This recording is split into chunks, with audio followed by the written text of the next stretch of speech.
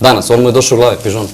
Mislim, katastrof, znači, neverovatno. Neka reža slobodno pušta detalje, iako ih ne komentarišemo, pa kada bude neki onako bitniji, konkretnije neka šansa, mi ćemo se vratiti na istu ili je zaustaviti. Znači, Fudbalski savez ima organizacijonu krizu, koju je Antić uneo. I ta kancelarijska kriza, organizacijona se Kako to rešiti?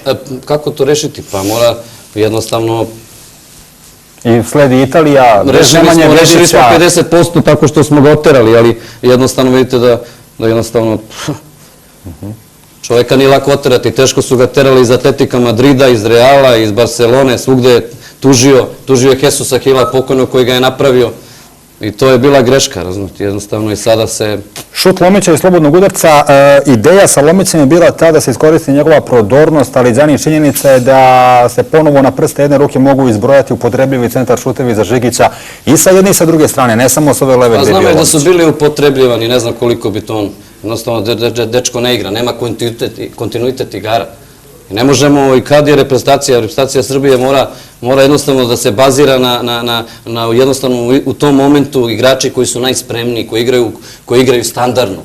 To je uvek bila reprezentacija Srbije ili svaka reprezentacija svoje države. Da jednostavno u tom trenutku najspremniji igračima da igraju i koji igraju standardno i konstantno u svojim klubovima. A ovo je fora, ovo je danas bila fora i ne možemo da dobijemo nikoga na foru. Fudbal nikad nije bio fora. Možda je strada fora, razumeš, ovi dripci naši, Zvezde, Granda i ovo, to su foraši, razumeš, ovi što kao pevaju, razumeš?